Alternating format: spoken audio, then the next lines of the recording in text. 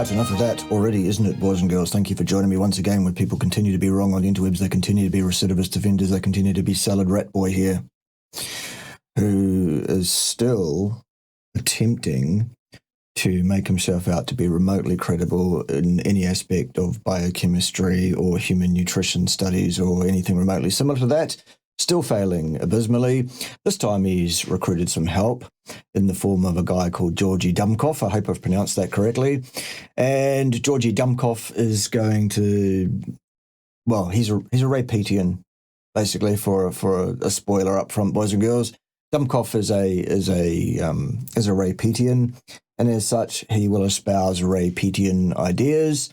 So we'll put him right where he's wrong, and that will be pretty much everywhere, actually. All right, Salad Boy, Paul, tell us all about things and stuff, and we'll laugh at you some more. I want to touch on the Randle Cycle briefly before we get to serotonin, because some advocates in the keto community, it's so funny, Georgie. I do carnivore. No, you don't, Paul. Carnivore does not include 400 grams a day of sugar being poured down one's ridiculous neck. No, you don't do carnivore. And I love that people benefit from that. People do benefit from carnivore, Paul, but that's not what you're promoting. That's not what you're suggesting people do.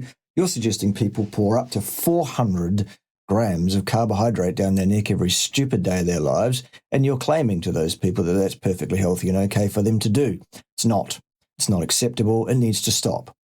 But I think it's kind of the same thing as keto. You benefit a short... and now carnivore is the same thing as keto. No, it isn't, Paul. Wrong again. Short term, and probably benefit because you're getting rid of starches and cleaning up the quality of your diet and maybe getting more organs, which I think are hugely important. Wrong again, Paul. There is no need to consume organs whatsoever.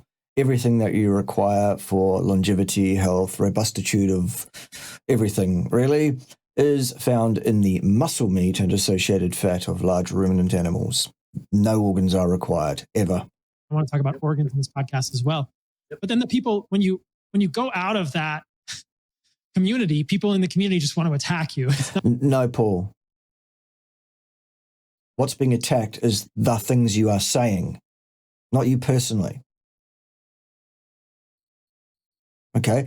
There are clear statements around the errors that you are committing and the things that you are saying publicly to people, and clear statements around your training and your level of competence in the areas of biochemistry, human nutrition, etc., which is none at all. Okay, you're an MD who subsequently has done a rotation in psychiatry, as it turns out. You're a psychiatrist. Well, you would be if you were actually practicing medicine at all, Paul. You're not doing that. Instead, you're making videos about something that you know nothing about. Biochemistry, human nutrition, that kind of stuff. The Randle Cycle. If you knew anything about the Randle Cycle, the last thing you'd do is ask a Ray Peatian to talk to you about it, because I don't know anything about it at all. It's not okay to change your mind or to learn. It is okay to change your mind and to learn, Paul, but you haven't done that. What you've done is gone off wildly half-cocked and latched onto an idea that suits you ideologically and suits your clear addiction to carbohydrates, and now you're promoting that as perfectly indicated and healthy for people. It's nothing of the sort. It's disgraceful behavior. Okay? It is not okay to be wrong on the interwebs, Paul, and to say things with confidence to people about areas of subject matter that you have no expertise in whatsoever. Not okay at all. That is what's being attacked here. People in the strict carnivore community who look at my diet and say, Randle Cycle, Saladino is eating sugar with fat, because I'm eating whole milk and my diet, and honey and fruit, amounting to at least, it looks like, 400 grams of carbohydrates every stupid day of your life, Paul. Okay? Is basically whole. That is not a carnivore diet. Sorry. Whole milk, honey, maple syrup, cheese, meat, organs like liver and heart or desiccated organs, and fruit. That's basically my diet. And so the keto community looks at that and says, Randle Cycle, we got him. He's eating fat in the meat, or fat in butter occasionally, or fat in the whole milk. and he's eating sugar, so he's basically storing all that fat or metabolizing all that glucose to fat. Not necessarily. The Randle cycle doesn't indicate any such thing. There's your first clear misunderstanding, not only of the Randle cycle, but what anybody with any competence or training in the area or understanding of the thing is actually saying. Fat storage is not the sole ramification or outcome that you will find in someone who has a largely activated Randle cycle a large amount of the time. It's one thing that can potentially occur, absolutely, but fat storage isn't the most worrisome outcome of having a largely upregulated set of negative responses, I guess, encapsulated as this thing that's generally referred to as the Randle cycle for much of the time. We'll get to that later if it seems to be salient. And I guess they're sort of ignoring the fact that I have like 10% body fat. Well, what you're ignoring, Paul, is the fact that nobody who knows anything about the Randle cycle would suggest to you that necessarily having the Randle cycle activated a lot of the time will lead you, necessarily cause and effect to the storage of fat on your body. For example, there are a bunch of reasons why that might not happen. For example, you might be, we know you are, Paul, quite physically active. Apparently surfing 3 hours a day plus weight training plus whatever else incidental activity that you're undertaking. That would be a moderating factor that would slow down or indeed arrest entirely the storage of fat on your body, as long as you continue to be as active as you are. That, however, does not alleviate the damage that all that sugar is doing to your body, Paul. Definitely, clearly, absolutely, patently. The damage that will be ultimately will shorten your lifespan from what it would have been otherwise, will definitely lead to an erosion of your health status at some point. Mark my words, sunshine. As someone who does understand the biochemistry, the nutritional requirements, the Randle cycle, etc., you are on a fast track straight to metabolic dysfunction, Paul.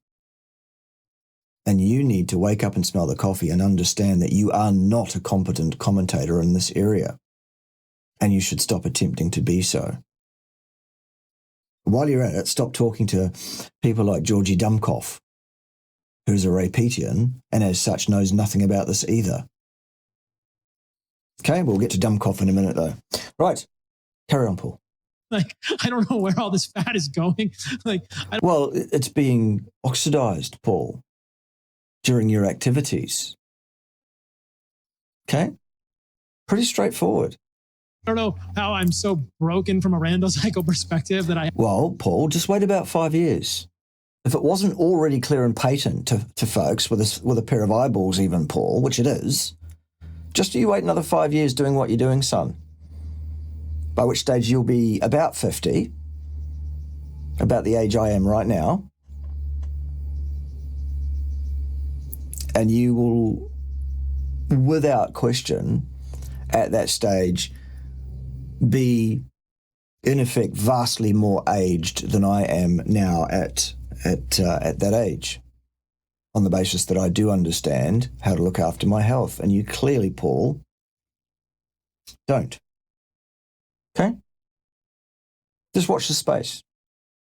I have like 10% body fat, but can you just speak to that a little bit? We've kind of touched on that a little bit by saying like lipolysis will change the way your body metabolizes glucose. But is this the reason that you think having some kind of balanced macros is a good idea? Like, or anyone that says some sort of balance of macros is a good idea, meaning all three of the major macros, or indeed, really what we're talking about is any mixture to speak of in the diet, really, of fats and carbohydrates and any significant amounts of both of those things. Anyone who says that's a good idea does not understand the Randle cycle and should remain silent regarding the Randle cycle, because they do not understand it if they say that that is a good idea, because it is not. I just want to talk about this a little bit so people understand the perspective. So straight away, here's a bloke that wants to tell us all about what's likely to cause fat gain or not. Georgi Dumkov. Is he credible as a commentator on what's likely to cause fat gain and not? Before he says a single word, boys and girls. Even if you didn't know that everything that's going to come out of this boy's mouth is ridiculous because he's a Ray Peatian and as such will espouse nonsense, which we'll get to in a minute, wouldn't you just go, right, well, let's before this guy even opens his mouth, let's decide whether he knows anything about what's likely to cause fat gain or not? Is this someone who we would bet the house on if we wanted to learn how to prevent the storage of fat on our own bodies? Would we pay this bloke some money to find out about that? Would I? Right. Anyway, Dumkov. First, the accusation against you that like eating whole milk will somehow get you fat because of the Randle cycle. Well, who made that accusation? It wasn't me. The problem that Paul Saladino is going to experience, at least in the next few years, while ever he remains as active as he currently is, will probably not be fat gain. The health problems that he will experience will be different, but they will be connected nonetheless to Randle cycle activation. It's guided because if you look at the label, whole fat milk, I think has 5 grams of fat per serving, but it has 20 to 25 grams of lactose. So you're actually eating mostly a high carb food and a decent amount of protein as well. It's the carbs are the highest micronutrient in milk, even in the whole milk. Let's talk about meat. Notice the inability to form a cogent thought and express that clearly and thoughtfully in a sensible fashion. Oh, let's go over here now. Now let's go over here. And none of it is salient, relevant, or of utility to the subject matter at hand. It's just noise coming from a moron, frankly. Also the meat, if you're eating like red meat, like the lean meats and whatnot, they're actually not that high on fat. And a lot of the fat in them is actually short-chain fatty acids, which are not subject to the Randle cycle. False. Completely false. Because they basically they get transported into the cells through a non-L-carnitine dependent mechanism. So what? That has no impact on their ability to affect the metabolism in the manner as described and as predicted by the Randle cycle. None at all. Metabolize similarly to sugar, and they don't seem to be triggering the same sort of like a Randle cycle effect. Now, what false?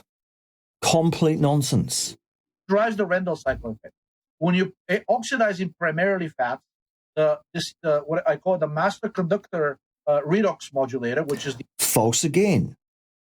The redox status of the cell is a result of what is being oxidized. It is not the control lever that decides what is going to be oxidized going forward. Complete, utter hogwash, Georgi Dumkov. Wrong again. The NAD to the NADH ratio. Wrong. It's a result of what is being oxidized, not the cause of what is going to be oxidized ongoingly next. Specifically, the intramitochondrial one drops. And basically, the NAD to the NADH ratio, which kind of signals how oxidized versus how reduced you are, right, metabolically, that ratio basically turns out to be the primary regulator of whether pyruvate dehydrogenase will accept pyruvate and convert it into acetyl-CoA. So what? There is another route into the TCA cycle for carbohydrate, which bypasses pyruvate and the pyruvate dehydrogenase complex entirely. And as such, were it indicated or required that the sugar enter the mitochondria and be oxidized, it would do so via that pathway. The fact that it doesn't tells us that it is neither required nor beneficial. The body knows what it's doing. The holistic integration of the metabolic pathways have developed over at least 3,800 million years. This is a well-trodden pathway. For goodness sake. And then continue with the Krebs cycle in the electron transport chain or not. In other words, high ratio of NAD to the NADH when you're very, very oxidized favors the activity of pyruvate dehydrogenase. So you will So what? not be accumulating pyruvate. You will not be generating lactate. So what? But if you're eating a lot of fat, the NAD to the NADH ratio drops. And then the buildup starts to happen. And then basically pyruvate accumulates, lactate accumulates. And then the So what? Krebs cycle is basically, Krebs cycle is working because it's accepting acetyl-CoA from the beta oxidation. There you go. So what's the problem, Georgie Dummkopf? In other words, the fat is entering the TCA cycle at the level of acetyl coenzyme A. Ergo, energy is being provided from the fat, and energy from carbohydrate, which enters at acetyl coenzyme A, the exact same place mostly, is not required. Ergo, it is locked out. It is out-competed, if you like. And we should be careful with terms like locked out or whatever. This is a sliding scale. This is a fader. This is not an on-off switch. Every individual cell has its own level of the faders on the inputs of carbohydrates and fats and their rate of oxidation, depending on what is being supplied to that cell, Georgie Dummkopf, not according to some downstream result of what is being supplied. Okay, you have absolutely no idea of the mechanisms here at play, clearly. What's next? Right, because that's how the fat acids get oxidized. But the glucose that you're eating, you cannot get metabolized for that reason. And basically, that's really the gist of the. Oh, the other thing is when you're eating a lot of fats. Now we're over here. Hold a thought, Dummkopf. Get it out clearly. Get it out saliently. Think about what you're going to say before you say it. Before you actually say anything further publicly, what you should do is go and get an education in this area, because currently, son, no, not at all. Okay. You're also consuming a lot of the FAD, which is the flavin adenine dinucleotide, which is a derivative of vitamin B2. And without a sufficient amount of FAD, in other words, the FAD to the FADH, F is in Frank, ratio also drops when you're eating a lot of fat. And so it's supposed to. FAD to the FADH ratio is the primary determinant of how well electron transport chain complex 2 will work. False again. It is no such thing. And if you're blocking, if a lower ratio there blocks the electron transport chain, it doesn't block anything. If you block the electron transport chain, Dummkopf, you die. It's a fader. And it's functioning as it should, so that the use of substrate for energy production is moderated and controlled according to the best ends. Okay? Goodness sake. Lower FAD to the FADH blocks ETC2. No, it doesn't. And a lower NAD to the NADH blocks the pyruvate dehydrogenase. No, it doesn't. It doesn't block anything. It's a fader. There's really two key steps where you're blocking the metabolism. No, you're not. Still a fader. A set of faders that work in concert. Not on-off switches, not blockades. It's very, very rare to activate this cycle to such a level as to have 100% downregulation of any flux through any particular part of the metabolic pathway. Of glucose, because glucose has to pass the steps ultimately to meet oxygen and become ATP and water and carbon dioxide. No, it doesn't. False again. Alternate pathway that I alluded to earlier. So that's really the gist of the Randle cycle. No, it isn't. That's nothing similar to what the Randle cycle actually is, why it actually exists, what it does, and why it does that. Nothing remotely similar whatsoever, at all. False. Just garbage. Just nonsense, Georgie Dummkopf. Ray Peatian. There you go. No idea at all. When you're providing too much of this one micronutrient, and by the way, the same thing is too much. How much is too much? Glucose. If you're providing a lot of glucose, in theory, you should be able to outcompete the free fatty acids, right? And that's what, in fact, does occur. That's one of the ramifications of the Randle cycle being activated in that manner. Goodness sake. Then basically you should be oxidizing more glucose versus less fat. That's what happens. But, that all depends on how much glucose can get into the cell. That's right, because the cell has a self-protecting mechanism so that it doesn't undergo damage to its structures by high levels of glucose, glycation damage. Simple. And unfortunately, when you're eating these high-fat diets and when you have a higher lipolysis, the actual uptake of glucose into the cell is already largely blocked through these glucose. Not blocked. It's still a fader. It's downregulated, and it is downregulated precisely in order to protect the cell from glycation damage. This is really straightforward. Receptors, which depend on insulin. So free fatty acids not only block they depend on insulin partly. God's sake. Metabolism of glucose, they also block the uptake of glucose into the cell. So they prevent the sort of positive effects that glucose would have had in terms of complete. Glucose, exogenous glucose in the diet does not have positive effects, Dummkopf. There is no place in the human diet for exogenous carbohydrate of any kind. Goodness sake. Eating with the free fatty acids because it also blocks their uptake as well. No, it doesn't. Wrong again. It's still a fader or a series of faders. So that's really the Randle cycle. Right? No, it really isn't. It's nowhere close to the Randle cycle. It's got nothing to do with what the Randle cycle is about. It's nonsense.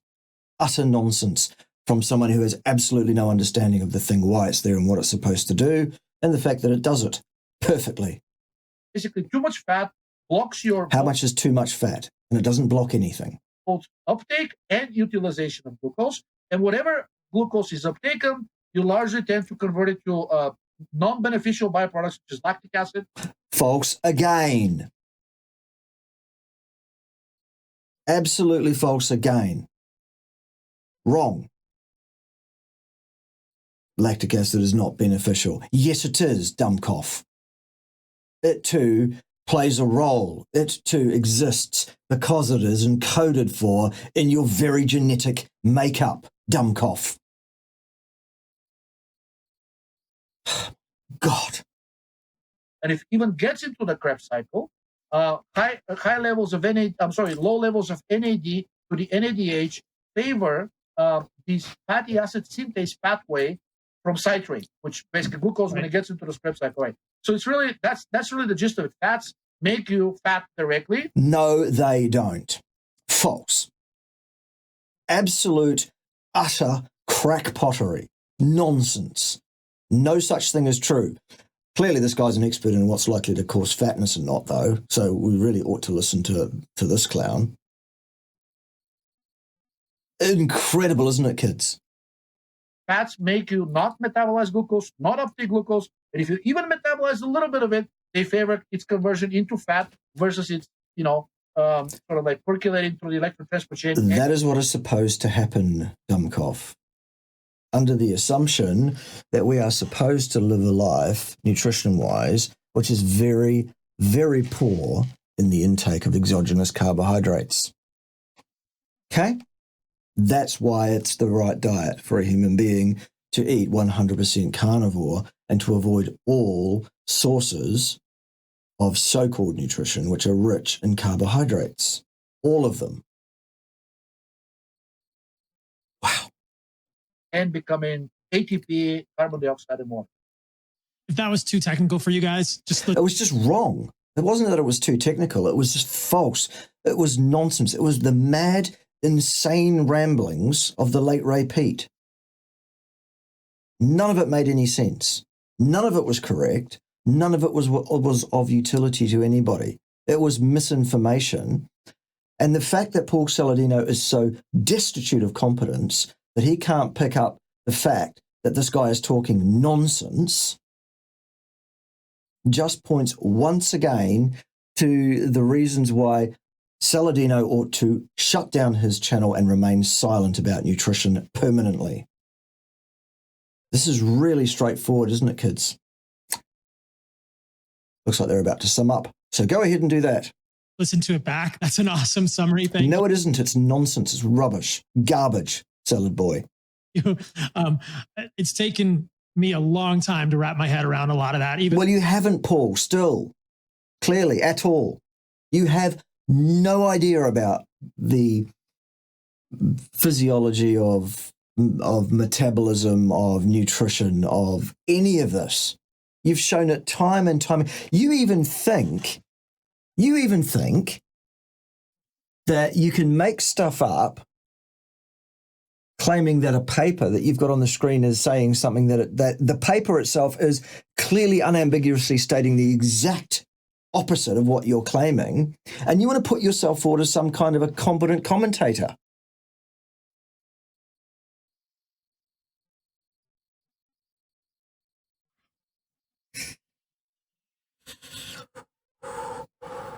Anyway, listen to either one of these two gentlemen about how to look after your health. Absolutely. Go ahead and do just that if you want to. That's Darwin in action for you. Right.